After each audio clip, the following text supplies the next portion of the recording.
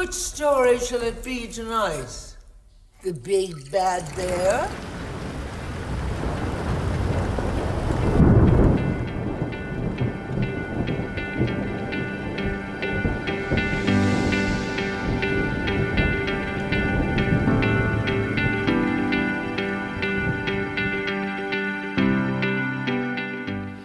Hello friends, and welcome to Stills in the Storm, where we look for those moments in animated films and features that help to still the storm inside. Today, we will start with our Beginnings and Belongings series as we explore how animated films tackle the issues of starting over, shedding old customs, and coming into one's own. We will begin our series of Beginnings and Belongings with the 2012 French animated feature from Les Amateurs, Ernest and Celestine. Ernest and Celestine is an animated film about an unlikely friendship between Ernest, a struggling bear musician, and Celestine, a dental intern mouse dreaming of becoming an artist. Bears and mice are taught to fear each other in their world, but when the hungry Ernest saves Celestine from a trash can, they form a bond based on kindness, creativity, and mutual respect. As they help each other live, they challenge the unjust rules and prejudices of both bear and mice. This gentle exploration of friendship, tolerance, and staying true to oneself shows that compassion can mend long-held divisions. Part of what makes this story endearing is Celestine and Ernest's creativity on how their own world is born through their art. Through art, Celestine shows her world of kindness in seeing Ernest, who has only ever been seen really as a nuisance. It looks wonderful. It looks exactly like me. Ernest is so happy to be seen for once, he proudly displays Celestine's art on the wall. If you can do this, you can do anything. Their bonds strengthen here, as they confess to each other about not fitting in, and discover what it means to feel supported in their newfound family. Be a dentist. Yeah, I know just what you mean. It was the same with me. I wanted to be in theater. Have you ever felt pressured to hide or feel ashamed because of others? When I was younger in the 90s, I had trouble fitting in because I did not agree with what people said it meant to be a man or a woman. And after years of bullying and everything, I kind of slid more into conservative views. And it wasn't until years later that I was able to break myself free of those ideas and thoughts, and that was thanks to my found family for helping me challenge my past and helping me grow into my future. And I can really thank them for that. So if you have a found family or anyone in your life that you find is helpful in that way, why don't you go ahead and drop a comment down below and we'll see what kind of conversations grow from there.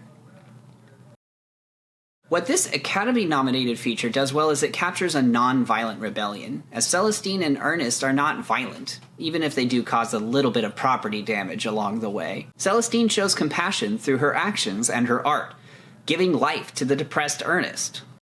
One thing that Ernest and Celestine really excels at is its animation style, which is a beautiful blend of watercolor and hand-drawn animation placed over simple music to give us a really impactful tone. Celestine fears the destruction of herself from those she once called family or friends, and only is calmed when Ernest tells her that I'm not your nightmare. It's me, Ernest. The bears are most afraid of the mice invading and taking over their space, as we can see in Ernest's fever dream as the Celestines all consume the food. But these misunderstandings are easily quieted as well when Celestine tells Ernest, I'm not your nightmare. 2. Ernest and Celestine tackle the issues of systemic prejudice easily enough for children to understand, while holding enough emotional depth to impact adults. The bears and mice suffer from their learned behaviors and being taught to hate and fear. But what is worst of all, Ernest, you have been accused of the most despicable crime. You frighten our children. What? Children? Do I frighten you?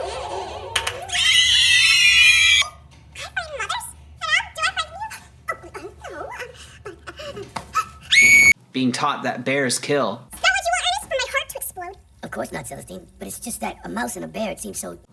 And that mice steal. You let one in, you get 1,000. That's what you're all like. Just ask any bear. Now, They challenged the courts, proclaiming, All I'm guilty of is being friends with a bear, and that's not a crime, is it? what? How dare you? Well, all of you were just being prejudiced. Yeah, Celestine is my friend. That's what you accuse me of? Of being friends with a mouse? There's a puppet bites below, is that it? Even when they're being berated by the judges, Ernest and Celestine hold strong to their new identities. That things do not have to be how they always have been. Nobody questions the foundations of our society. I want you back in your box where you belong. That is an order! This movie explores finding yourself and finding the people that support you, even when the world shuts you down and out. But really, Celestine, living with a bear is such a strange idea. Why? You live with the bear, don't you? Yes, I do. Such a strange idea.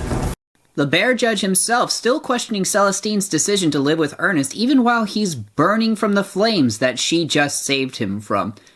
Ernest fights back his depression with the small Celestine who's caring and kind, and is seen for his own kindness rather than his appearance or demeanor. And Celestine explores her artistry thanks to the freedom and support of Ernest and not seen as a weirdo for thinking differently. They both allow each other to explore, to love, to be who they want to be. The freedom that they give each other really is the core of their friendship. And what we can really take away from Ernest and Celestine is that all the stories and all the tales and all the words that the bears and the mice use, they're layered into the foundations of their society. Those stories are based in those fears and death and theft. And that loyalty and adherence to that status quo almost leads the two judges themselves to be destroyed by their own hatred, the true danger of fire invisible to them against the perceived threat of Ernest and Celestine. But that's not always the way it has to be, or needs to be. Is that really what you want to teach your kids? You're afraid of a tiny little mouse? You want them to be dumb or something? Silence, Celestine! You don't have to belong to a broken system. You can belong to kindness, to choice, to the quiet courage to live your life how you see fit. Ernest and Celestine's story of resilience through prejudice does pay off, as they are able to have their wish to What will make you happy? Now tell me what would make you happy!